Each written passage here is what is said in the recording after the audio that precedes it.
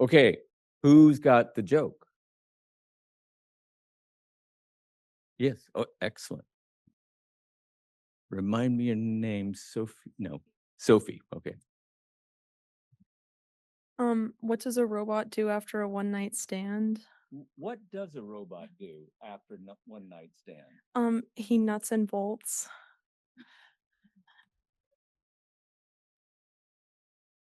Okay. Yeah. Totally fair. Later, we're going to talk about, because it's coming, sex bots. Yay or nay? They will be here. And we'll talk about that among other things. Questions about what we talked about in this class so far, questions about procedure, stuff like that. I adjusted the deadlines for the perusal deadlines. I extended them a little bit.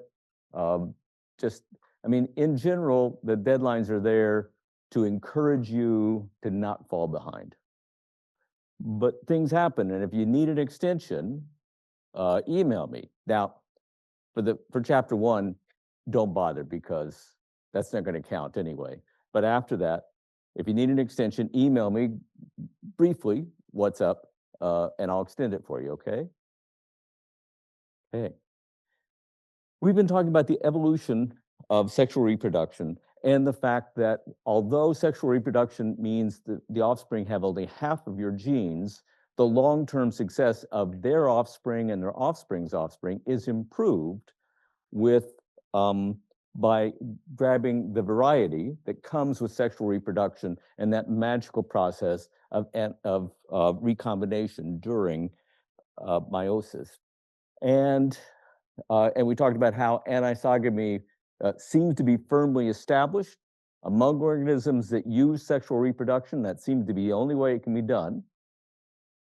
And given that, there is this very uneven contribution of those individuals that make huge zygotes and those individuals that make small zygotes.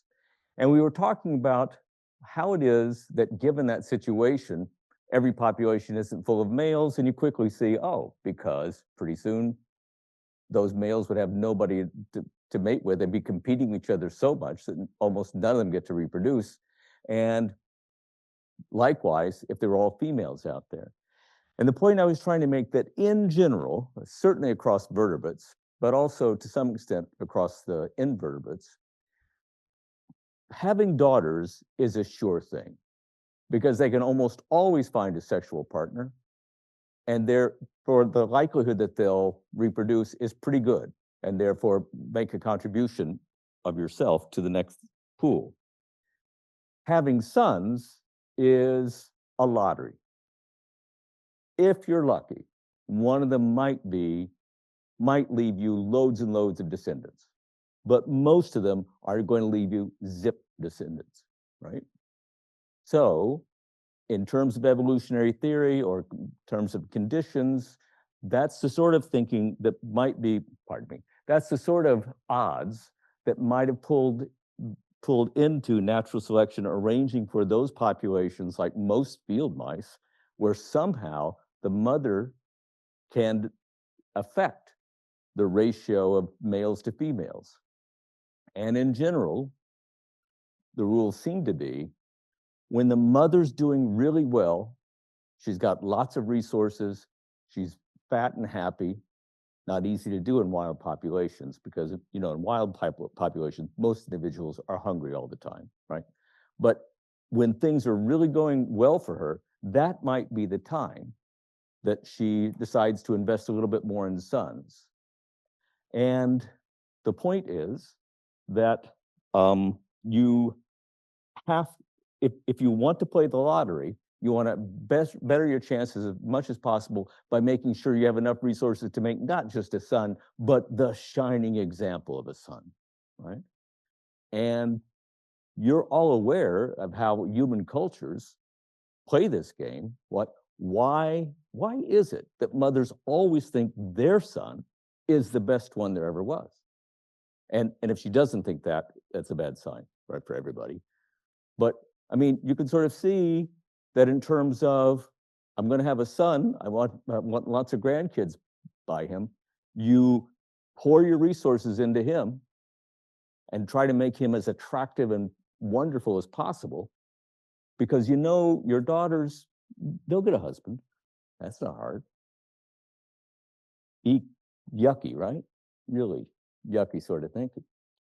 Okay, so in talking about this anisogamy, the differential in energy expenditure to reproduce is at its absolute maximum in mammals, where not only does she make the bigger gametes, but she also then carries them for gestation and lactates and makes them bigger. So this means that across mammals, at least, pardon me, across vertebrates, there is this general tendency that males are happy to give their gametes to anybody who wants them, because each set of gametes costs them next to nothing. And females have to be very, very picky about which sperm they accept, right? Because they're going to have to put so much energy into any offspring that result. Not just a bigger gamete, but then gestate them and then feed them, breastfeed them, and it's a lot. And so that's a general tendency. Having said that, you'll find lots of people who suggest that this explains all human behavior and all sex differences in human behavior and all sex differences in human mating behavior. And I just want to warn you that that's a crock, right? These are the evolutionary strategies that natural selection has favored. It's even possible that human populations carry genes that encourage males to be profligate with their semen and encourage females to be very picky about which fathers they choose, right? But even if those genes are there, you don't get to have an excuse and say, oh, because evolution gave my species genes that favor this behavior, I can behave that way, right? That makes no sense. What are you, a machine? You're here to think, right? Yeah, your genes have one sway over you. You know what? So does everything else, right? How you're raised, what you had for breakfast this morning. I mean, all sorts of things are influencing your behavior. You don't get to blame it on genes or you blame it on a bad environment, right? Because it all goes into the wash, and each individual contribution is tiny. And a concept I like to talk about is human behavior, because we are so sensitive, especially to social stimuli. Human behavior is overdetermined. That means there's so many influences on whatever you decide to do next that no one influence has much of a sway, right? So there is no, if you think of all the influences on your behavior as shareholders and they get a vote, nobody's got more than 10 or 15% of the vote, right? There is nobody with a majority stakeholder, your genes, your environment, your parents. So as I continue to talk about these evolutionary trends that I think are clearly valid, don't take that to mean I'm saying that that has anything to do with how you behave or how people should behave or which behavior to condone or condemn, okay? I'll repeat this warning later because, yeah. So, and this tendency, it's been described lots of ways, but in most vertebrate species, males provide little or no parental care. So one of the big differences is that in general, mothers provide a lot more care for offspring once they're in the world, once they're laid or hatched or born, compared to males. And that means the only contribution a male can make to the success of her progeny is whatever genes he's carrying, right? And so if she chooses badly, if she chooses the male that none of the other females will have sex with because he looks bedraggled and undernourished and full of parasites and maybe, got a bad hand in the genetic shuffle, a female who decides, oh, I feel sorry for him, I'll have his offspring, her chances of future contributions to the gene pool have just gone down enormously. On the other hand, if the male is robust and active and looks pretty healthy, that means he may have gotten a pretty good genetic contribution. Mind you, it may also be that he didn't get any particular sicknesses when he was a child. He wasn't exposed to many toxins. He didn't have very many parasites, right? It might not, it's not all genes, but if he's looking pretty great, then it could be that his genes are pretty okay. Got that? And therefore, he's a better bet for making this enormous investment in having offspring. Questions about that? You all see the logic of it. And none of you are thinking that I'm suggesting this is how people ought to behave. Right? We get to decide how we're going to behave. And I'll talk a lot there, as in other places, I'll talk a lot to give you the point of view of a female or a male. I talk as though some of this is conscious decision, right, that they're making. And I just want to warn you, there's no need for that. Natural selection doesn't need them to be aware of why they find that guy really attractive and that guy not so attractive. All natural selection has to do is arrange for them to prefer that guy over this guy. And if there are genes that cause them to prefer that guy over this guy, then females who make those choices, their genes are going to continue in the population and still be out there. So as I anthropomorphize about what they might be thinking, I want to warn you beforehand, I don't think they're thinking anything. I don't think that's how it works. I'm just saying that that's how you can put yourself in that position and realize what natural selection would do, what it would favor, which sort of decisions it would favor, and which sort of genes causing those decisions it would favor in populations as they evolve. And this brings us then to Darwin's second most important idea after natural selection. And he expands on this the most in another book that was also a bestseller at its time, but you're not as likely to have heard of it, Sexual Selection, right? And sexual selection is this. Darwin noticed that there are some traits in some populations of animals where you'll see a trait. First of all, in every population of animals, you'll see some traits that are just obviously, advantageous, obviously beneficial, right? So think of giraffes with long necks getting the best leads, right? Or lions with really sharp claws bringing down prey.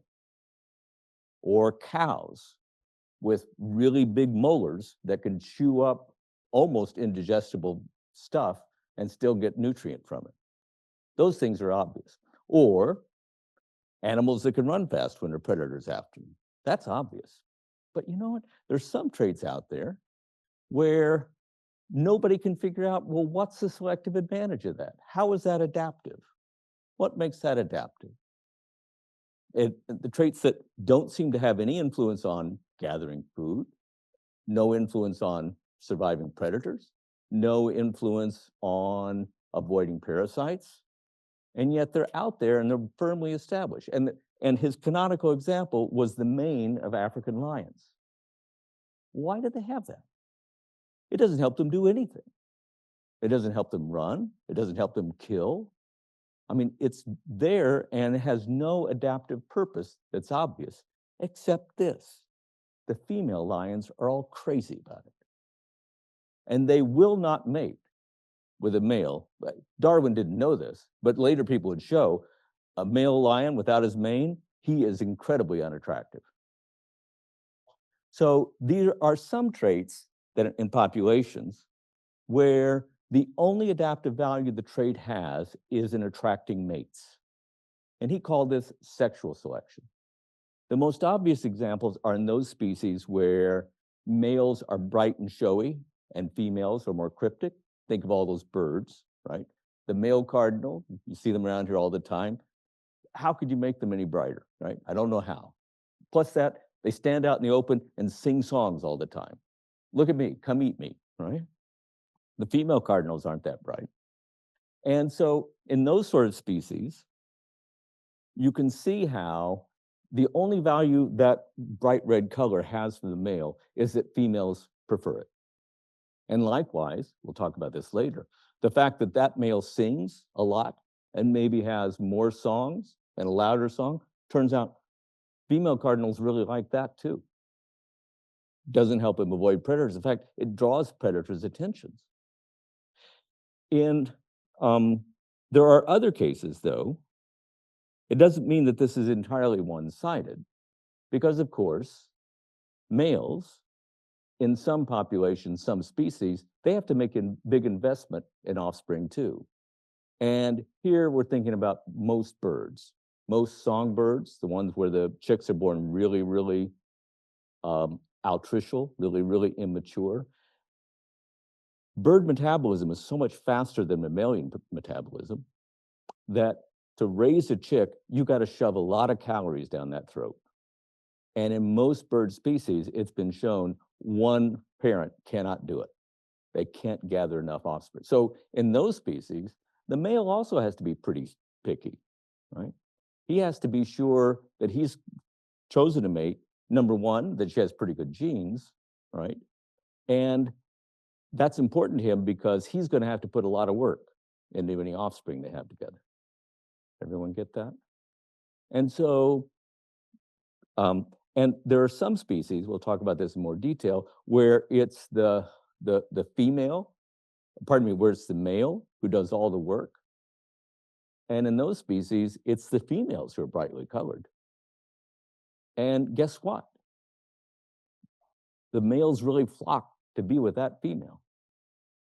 So let's see how this sort of stuff can work out. Questions about that? The point I'm making there at that last point is once a trait is established as really attractive in one sex or the other, it's almost impossible to get rid of it, right? I mean, you don't want to be the female, the groundbreaking female who has sex with a male with no mane. Because if your sons have no mane either, there's no guarantee that the other females will follow your lead. Once it's there, it's very hard to get rid of. And you can see why that might be. Questions? You're making me nervous. Nobody's asking me questions yet. So there's a definition of sexual selection. Of course, you have it in your note. Is this you? Questions? So it's pretty obvious in lions and cardinals and things like that why males have to be attractive, right? Because females are being choosy and they're trying to persuade that female, don't get gametes from that guy, get them from me. Right? How about in humans? I got to show this. Here are these, you've all heard about them, these incredibly elaborate species where the males aren't just a little brighter than the females, but they are unbelievably more gaudy. So these are various birds of paradise from Papua New Guinea. And in all these cases, the males of the species are very easy to tell apart. By the way, they're all on the same big island. They're all easy to tell apart, but you know what? All the females look pretty much alike. And I don't think we're showing one there, but by looking pretty much alike, I mean, they're all nice and brown, dimly colored, no long feathers, etc. And this can only be explained as a product of sexual selection. Once it got started, I mean, you could imagine that at first the tails were a little bit gaudy and a little bright, but then another male comes along with much gaudy feathers, much brighter feathers, and everybody goes gaga for him. And it's been shown, if you get rid of those feathers, they are more likely to survive predation. They are totally maladaptive for flying, evading predators, but they are incredibly adaptive for attracting mates. Now, we're a sexually reproducing species. Can you think of any traits in humans that might be sexually selected that have no value except to attract mates? Yeah. Pardon? Boobs. Thank you. Yeah. Maya. Yeah. Yeah. Nat? Pardon? Symmetrical facial structure, but that would be attractive in both sexes, wouldn't it? Yeah. Well, that are only adaptive because of sexual selection. But you're right, and this is an important proviso. Anything that's adaptive for all those other functions, like evading predators, avoiding parasites, getting food, of course, those are all attractive too, but they're equally attractive to both sexes. So sexually selected characteristics are one in which one trait is favored by the opposite sex, like boobs. What's the other obvious one? Pardon? Ah, there's one, wider hips. Why might wider hips be selected for? I mean, because as we'll see later, and those of you that were in 4.16 already know, childbirth is risky, and squeezing a baby's head out through your pelvic girdle is not easy, and it may not even be possible if you had hips the size of males. But a female with wide hips, she's likely to be able to give birth successfully. Did you? Yeah. Hair on females? Well, but hair's on both sexes, although you're getting close, I think, yeah. Penis size, there's an interesting question. Yeah, I mean, we'll talk about it. Gorillas outweigh human beings a lot, right? It turns out their penises are tiny. No human male has a penis that tiny. You don't need that big a penis to reproduce, right? So it could be that that could be a sexually selected trait, absolutely. Yes, and kudos to you for talking about something other than, yeah, I mean, it's good. You belong in this class, yeah. Hair on men, hair on the face. What good is facial hair? Don't tell me it helps you stay warm, because the Inuits, for example, live in the coldest climate on Earth, and those men have almost no facial hair. No good for that. And by the way, how come the Inuits don't have more facial hair? And how about those folks who came from Asia and populated the American continents before Columbus knew about it? How come they have very light beards if they're serving some function otherwise? Yeah. Pardon? Female butts. Yep. I mean, if you have wide hips, yeah, but you certainly, I mean, the Kardashians have us all convinced that the only real function of a large butt in anybody is to attract mates, which astonishes me, but apparently, yeah. Bigger muscles, yeah. The big muscle-bound guy, a lot of people find that attractive. Stephanie, right? Yep. Yeah. Right. Large. So we'll talk about it. A waist to hip ratio, and in men a shoulder to hip ratio up there. Where would eye color? That's a great question. It's not that sexually selected, and it turns out we'll probably come to this later. The genetics of eye color is really complicated. It's not what you think. It's not a matter of, did they inherit the gene for that pigment, and it seems to have arisen in Europe, and it's clearly been under a lot of selection pressure. But as far as I know, it's equal to the two sexes in that regard. But it's one of those things that happened probably by accident, and it got people's attention, and then suddenly, in some popular, or red hair. What? I mean, it hasn't just arisen in Northern Europe, but clearly that's very attractive. And a few years ago, I couldn't believe it. Someone published some articles, some deep thinkers said, you know what? We're looking at the genetics of red hair, and eventually redheads are going to disappear. Oh, don't make me laugh. I mean, quite apart from, salons, but Look, as soon as redheads become really, really rare, they're going to be more attractive than ever. Right? Yeah. Voice, absolutely. So how come males have deeper voices than females? Do they really need to project their voices further? You know, on the hunt? Come on. And why do females have such high-pitched voices? Yeah. Smiles. Well, are those different in the two sexes? I mean, so we're looking at traits where it's attractive in one sex and not so much in the other.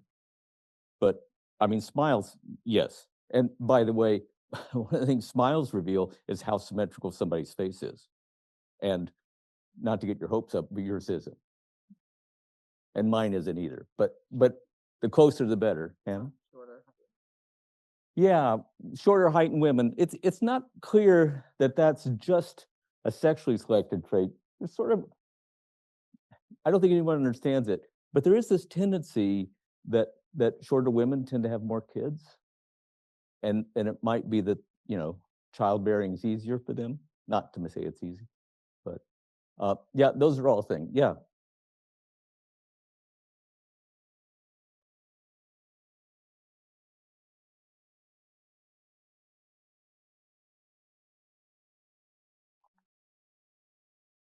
Sure. Or even, you know, facial hair that is pretty prominent in Europe, not so prominent in Africa or Asia, right? How can those be explained except that they're cultural influences on what's really attractive and what's not? Culture matters, right? Must be. Okay, so good for you. You got it. I mean, that's and so yeah. So I mean, why on earth? What, you know? How does that help them capture anybody uh, to eat or something? I mean, the parallel seems pretty obvious to me. And yeah, breasts. So this is one of my favorite old photographs of Sophia Loren, who was, you know, sex goddess of her day, at where she, you know, it's clear she's, you know, what she's looking at Jane Mansfield there. And the um, Jack Parr once introduced the actress on the right by saying, "Ladies and gentlemen, here they are, Jane Mansfield." So she was made the butt of a lot of jokes. And interestingly enough, she has a daughter who's a TV star that you've probably seen. I can't remember her name. She's a star of CSI, Special Victims Unit. Anyway, and she's written a memoir about what it was like to grow up with her mother, who died when she was young. Anyway, and these protruding breasts, I mean, you're so used to it, they serve no function except to attract males. You do not need small-breasted women produce just as much milk as large-breasted women. Or again, to look to gorillas, a gorilla female puts out a lot more milk than any male, any mother ever did, and her chest is flat. They don't need to stick out like that to function. What function, you know, what could the function be except that, you know, they're attractive to males? And again, there are regional differences where you think, oh, that being found attractive caught on early on and has over the generations expanded to the point where you do suspect that there's an upper limit, at least before plastic surgery, where if the breasts were any bigger, they'd start decreasing the adaptability. Yeah.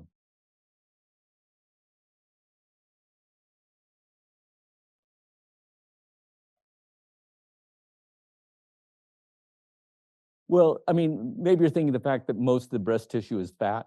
That's yeah, but you know, the biggest reservoir of fat in women's bodies is in the exterior, and so having that soft, plump skin, that's how nature distributes fat, and so it's not, and you, and as gorillas show, it wouldn't have to be put there. You put it anywhere, right? Yeah. in the past, when it was more like attractive for women to be bigger because it showed they had access to food, and now it's more like attractive for women to be thinner because it shows they have access to exercise equipment and stuff. And money, Is yep. that sexual selection or natural? It's a great question. So I mean, let's see. It's still sexual selection because it seems to be applied only to women. Nobody's expecting men to be stick figures, right? I mean, maybe, if they're too heavy, that's not attractive in its own way. Although in general, as we'll see, women aren't as concerned about their partner's appearance as men are. But yeah, so you'd think, so things may change. If we continue to have plenty of food, maybe that'll become the new vogue. I'm skeptical. We'll see.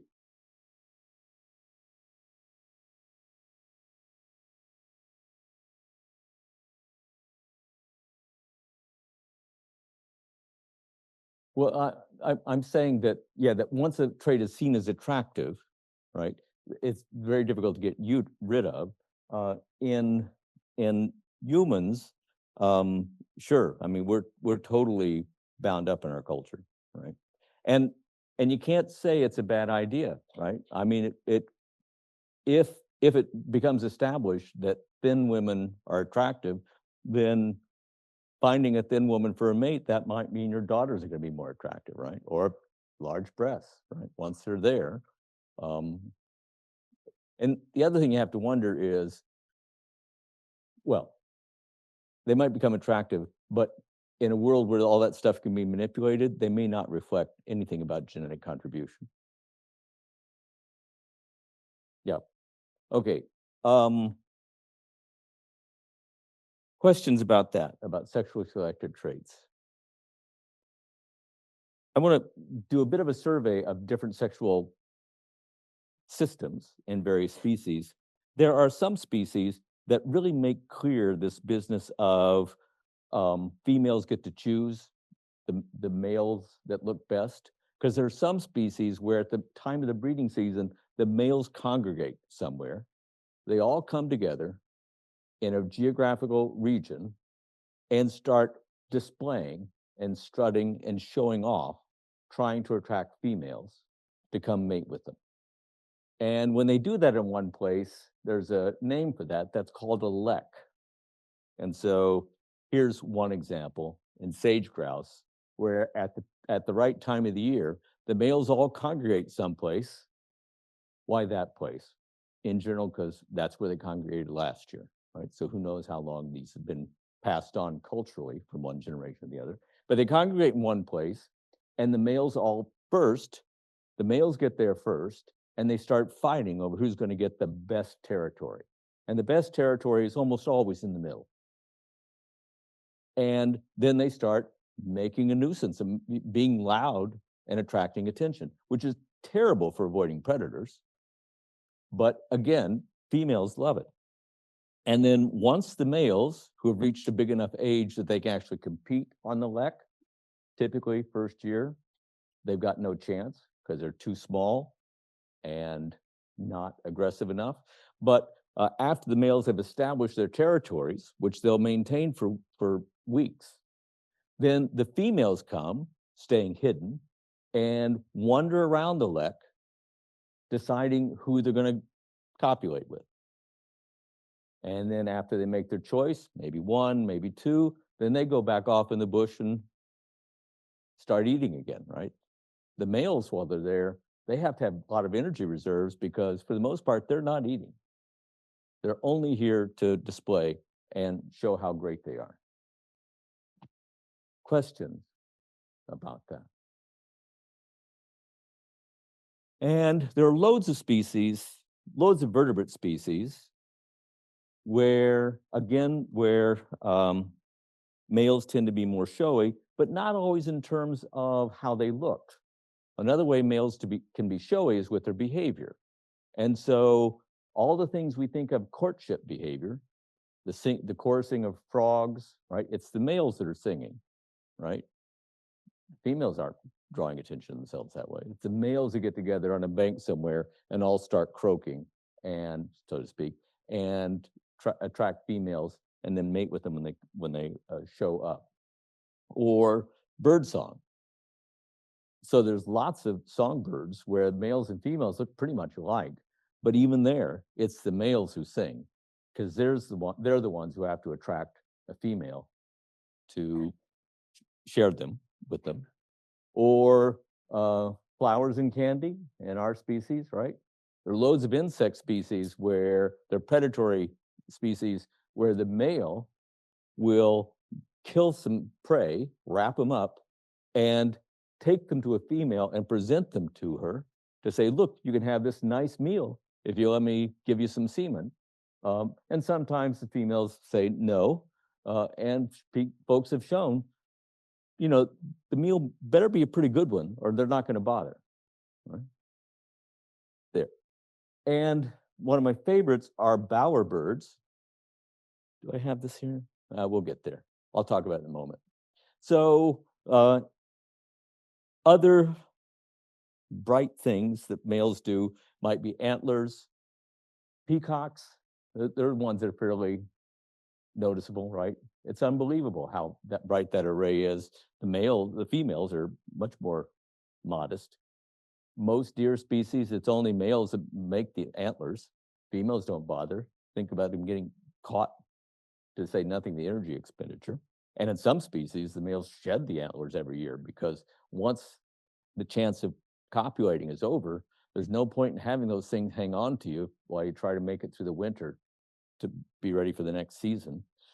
And in most vertebrate species, there's a big difference in body size. And in general, males tend to be bigger and females tend to be smaller. And that's partly, at least, due to sexual selection. Females prefer males that are bigger and larger. And because it tells something about their genes, right? For one thing, they're probably older. So they have survived several seasons and have gathered enough resources to get big and fat. Think of walruses, elephant seals, things like that. And as I told you before, those species in which there is a prominent difference in the appearance of the sexes, we refer to that as sexual dimorphism.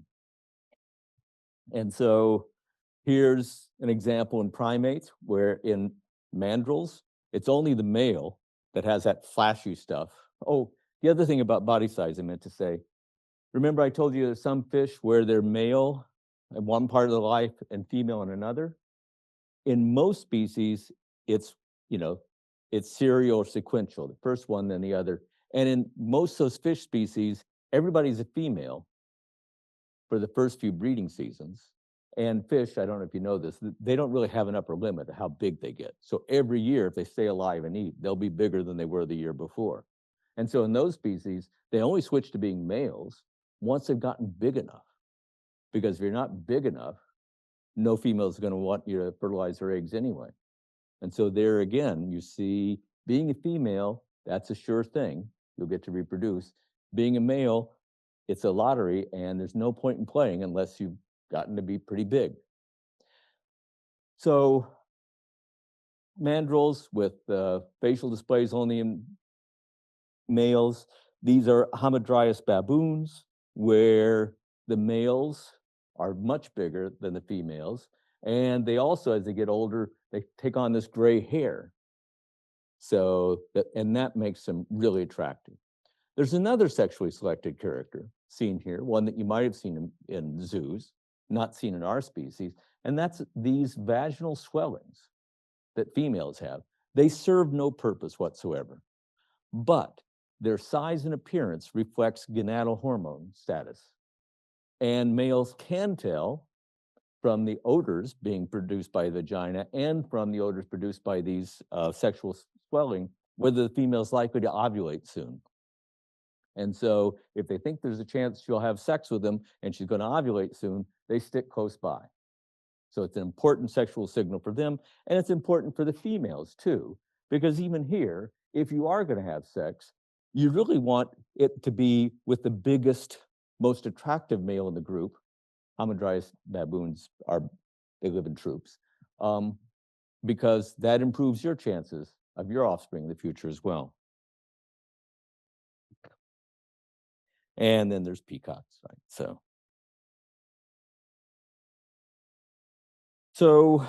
and the birds of paradise we talked about. I told you I'd show them bowerbirds. In Australia, there's a species of birds called the bowerbirds, where the males and females, they don't look that different. But when the breeding season comes, the male goes out into the bush and he builds a bower. And there are certain characteristics the bower has to have. It almost always has this overarching shape. So there's really a little tunnel there. And then they'll decorate the front of the bower with various pretty shiny things, and they're crazy about blue. So if you're out there in the bush and you can find little blue items to deliver, that's their absolute favorite. And it's not just the male's favorite to put in their bower, it's the female's favorite. And if she checks out a bower and she likes the way it looks, she'll let him copulate with her, and then she'll run off into the bush, eat, and take care of the offspring by herself. And what I think is fascinating about this is that folks have shown that as they strew objects in front of the bower, they basically recreate what Renaissance painters came to learn about perspective. And so that is, it tends to stick out. The display gets wider further away from the front. And if the male's away and you move one of these items, when he isn't there, when he comes back, he notices and he puts it back. No, it goes here. You know? I mean, hard not to think of them as being artists. Now, we already talked about what patterns might be attractive in humans. There's a couple we missed. Not one of you said that being bald in men would be attractive. So there's a case where culture has now come to regard that as not attractive. But, I mean, we've already established there's no function for hair except to be attractive to both sexes. And the fact that male pattern baldness happens in previous times, that was attractive because previous to late 19th century, early 20th century ideas that husbands and wives should be about the same age, the rise of romantic attachment. Before that, husbands were always older than their wives. And culturally, it's clear why, because in those days, a man couldn't marry until he had enough resources and income to take care of a family. And females, right, they didn't, read all those Jane Austen novels, right, all those Victorian era descriptions, media.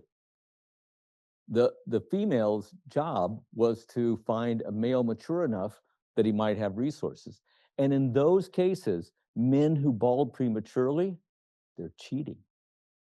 They're looking older than they really are. Likewise, men whose hair turns gray right away, because it turns out in our species, gray hair in men is attractive. Gray hair in women, not so much. And so that's another case where we can't imagine what is the selective advantage of becoming bald, except that it be attractive. And now that it's no longer considered attractive, I don't know, will baldness disappear? Somebody answer me. No. I mean, not as long as there are hair plugs and wigs and toupees and stuff. There's no selective pressure that way.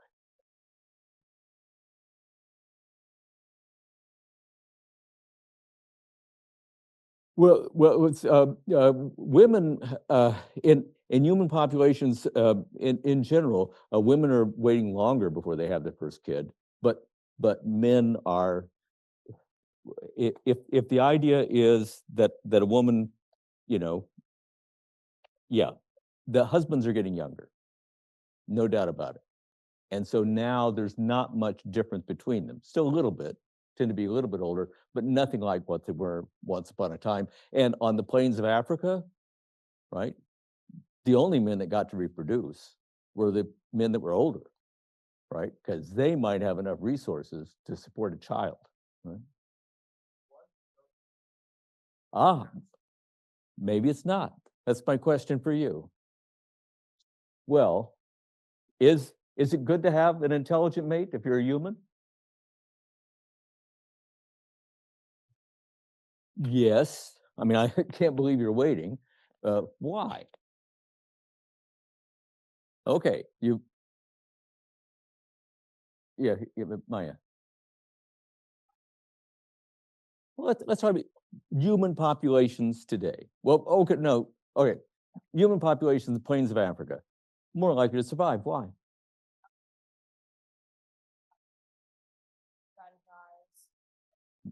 Might be a better hunter, right? Might bring more bacon home, might successfully elude male rivals. Yeah. What? Getting more resources? Is that absolutely? You're gonna be better at hunting animals or better at conserving things. You'd be smarter, right? Plus, well, good.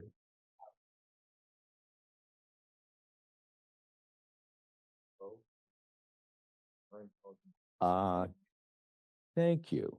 Yeah. Is intelligence useful in a partner, a female partner? Yeah.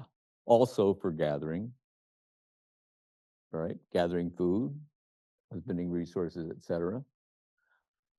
But there's one aspect of being an intelligent human that improves your stock on the marriage market that you haven't mentioned yet. What is it? And I will give you a hint. I am 5'6", severely myopic. I have flat feet, and yet I have 4 kids. What is the only asset I got? And I'm not saying intelligence. What is it? No, no, what? No, uh, I'm from a working class family. I mean, now I have money, yeah, but and believe me, choosing to go to graduate school was not. It has never been and will never be the pathway to big bucks. No, thank you though. What? I'm a talker. It's pretty much the only asset I got. As a poor graduate student, I was part of a babysitting co-op when I was at graduate school at UCLA, and there was this one time when I was babysitting for this family, and you run into these families in Los Angeles where, my God, she was gorgeous. Turned out she was a model, and her husband was gorgeous. He was a photographer, and by the standards of where we lived in West LA, he had a pretty nice house, et cetera. And I'm babysitting with 2 kids, and I'm going up to change the channel. Nobody had remote controls it, and as for the kid, because he wants to. The young man, he's maybe 5 or 6, wants to do, and then he says, "Excuse me, but I think there's something wrong with your genes." What? What do you mean something wrong? And he said, "Well, you see those marks there, they're not sitting right." By which the poor young man was pointing out that I have no butt whatsoever, right? Which, poor thing, he'd never seen that before. How could somebody not have a butt? But there you are. So it wasn't my butt. That's not how I attracted mates. Yeah. Females to be attractive to males, intelligence caps out at a point because a lot of men don't want their women to.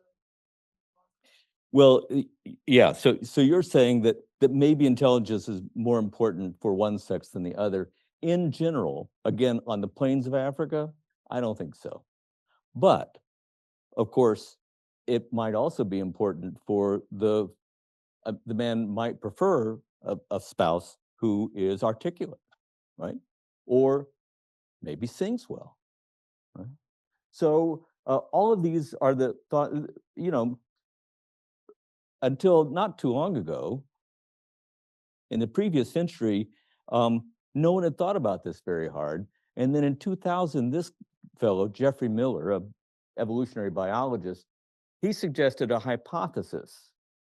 If you look to explain how come people have such big brains, because if you look at the fossil record, all the things you associate with being a human, bipedal, locomotion, dental, the shortening of the jaw, all that stuff happened like 15, 20 million years ago. And up until that time, all those innovations happened, and the human cranium was about the size of a chimpanzee.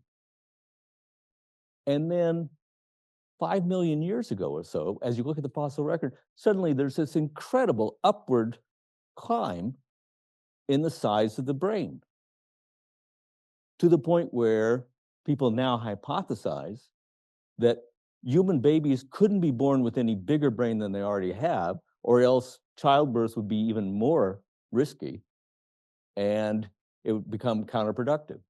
And his hypothesis was, what caused the human brain to, in terms of evolutionary terms, in a very short amount of time, to balloon so hugely? And his suggestion was language. Once people started talking, there was a new trait to select in your mate, including, you know, maybe to this day, women, you know, are attracted to men who can sing.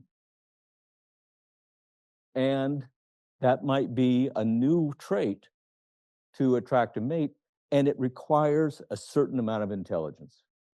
The more brain power, the more articulate, the better the language skills, etc., and that would be attractive. But he was pointing out this would not be a one-way street. Number one, if males are being selected for having big brains so they're so articulate, females start being selected for having brains smart enough to discern whether they're really smart or just faking it. And so he suggested there was this arms race going on where each sex was preferring mates that were more and more intelligent. And so, lickety split, suddenly human brains are huge. So, human brain in modern times is about 1,200 cubic centimeters. Not the biggest brains that hominids ever had. The Neanderthals had bigger ones, 1,400. But they're with us.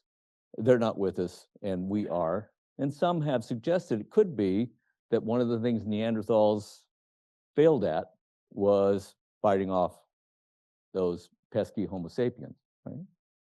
So intelligence also has its value in warfare and aggression. Anyway, I came to the book quite skeptical, and I came away convinced he was right. I mean, I think there's a lot to that. Oh, there might be a limit. So, so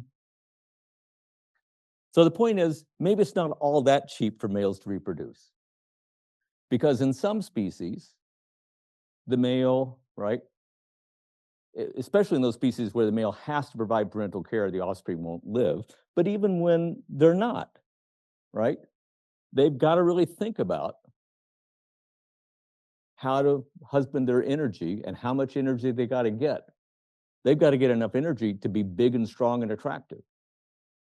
They've got to have enough wiliness to be loud and still not get eaten.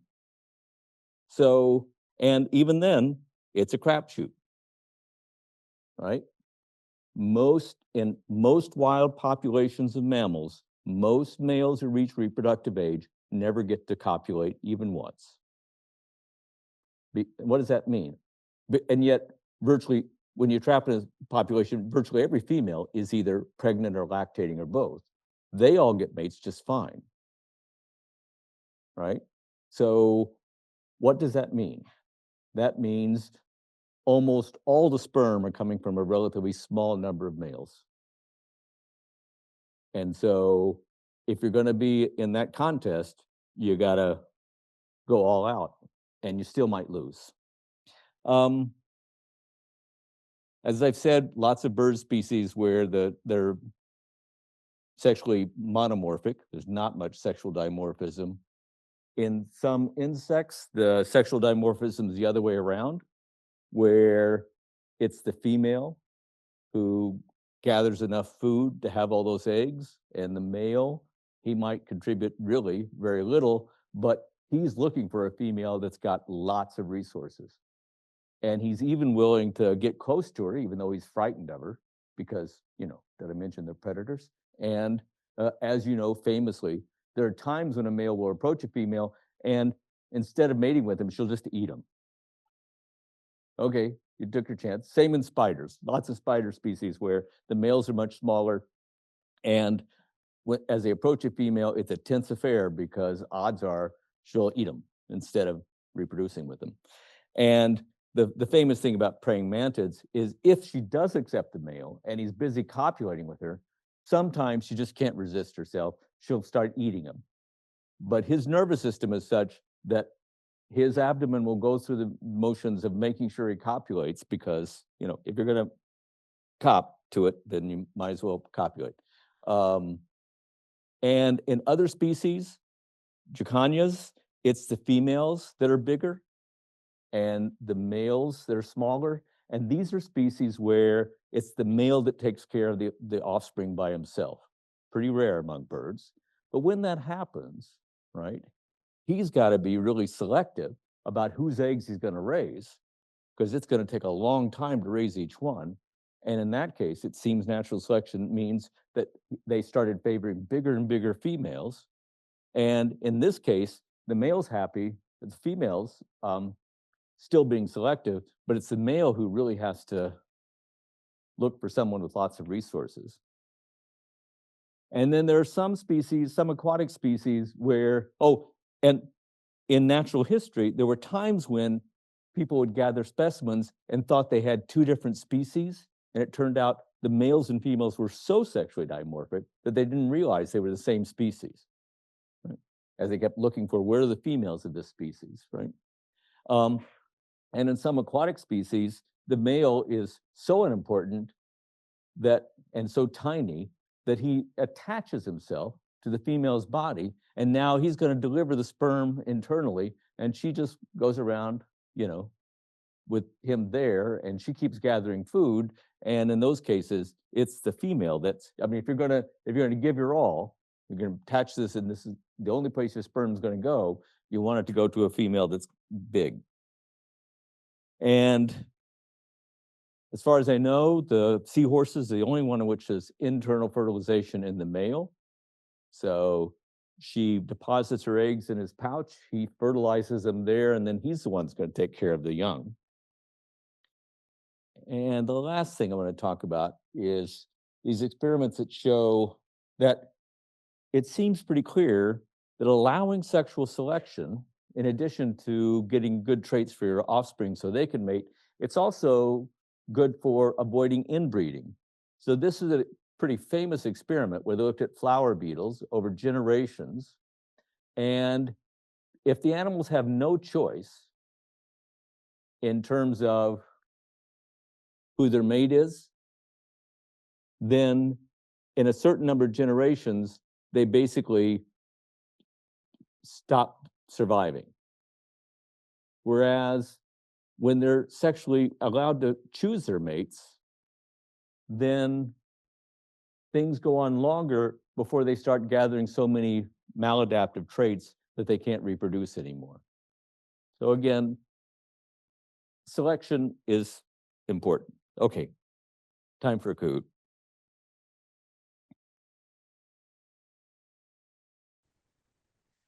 Next, I want to spend some time talking about the evolution of mating systems.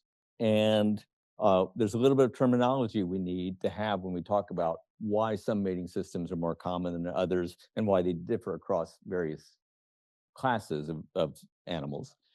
And mating systems. So one of them is monogamy, when a given male and female tend to stay together for a long period of time to reproduce. In some species, we might refer to the fact that that particular male and female stay together as a pair bond.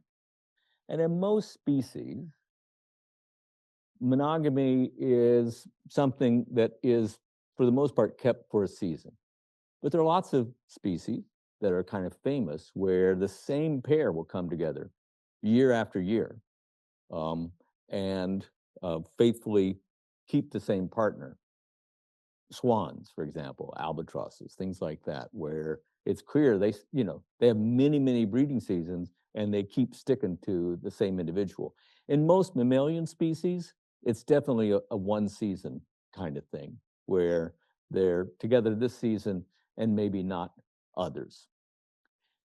Then there are other systems that we refer to as polygamy, where each individual has several partners within a breeding season and might be lots of partners. And polygamy can refer to either sex having more than one partner at a time. We'll talk a little bit about these animals. Prairie voles, they are basically, think of them as field mice. Wherever you've lived, there have been voles living there. And in the United States, there have been prairie voles there. And there are different species that have, that predominate in various parts of the country. And what's really interesting about prairie voles is that Microtus ochrogaster is prairie voles are monogamous, but their closely related cousins, the mountain voles, are polygamous. And we'll talk some about what's different, what happened, why did prairie voles evolve this system of pair bonding and monogamy, and the mountain voles didn't. Birds in general are much more likely to be monogamous than mammals. Monogamy among mammalian species is relatively rare. And the reason people talk about prairie voles so much is this is one of the few mammalian species that show any sort of monogamy. And there are two different kinds of polygamy. There's polygyny, where some individuals have lots of female partners, but each female might have only one male partner. And there are some situations, some species, where you see polyandry, many husbands, where one female will have many husbands, but each husband, each male, has only one female per mate. And that's pretty rare. For all of these systems, I want to point out that for years, people thought there were loads of monogamous mammalian species out there because, field observations, trapping, everything sort of suggested that they stayed together for a long time. But then DNA came along and came to be cheap. And so then it turned out, oh, bluebirds, they're monogamous. Yeah, they form a pair bond, but you know what? Some of the eggs in that clutch aren't his. They came from somebody else, another male. Most of them are his, but every once in a while, one of them has a different father, which, by the way, means that other father who's in his pair, he had a copulation outside of his pair bond too, so-called extra pair copulations. So these days in biology, people make a distinction between social monogamy, they tend to hang out together quite a lot, and sexual monogamy. Even though they hang out together quite a lot, each of them sometimes has sex with other partners that presumably the other doesn't know about. And perhaps the most famous example of polygyny, lots of wives, are seen in things like this, red deer, where this is a male, it's not Photoshopped. These are all part of his harem. You can see how fabulous his antlers are. This is, I don't know, Brad Pitt's not the right, of his species. This is the most attractive guy out there, and all the girls want to be with him. And so he will defend his harem and chase away any males that want to try to put their semen in there. And that's what those horns are for. So This is an instance of polygyny, lots of wives. And polygyny, I'll remind you, is a subset of polygamy. Okay? And we better stop there. I will tell you, if you haven't gone on Perusall yet, to get involved in making comments, etc., and finding out a little bit about the other people in the reading pods, do that, because when we meet next time, I'm going to have the reading pods come together and do a project. Okay, see you then. Have a good weekend.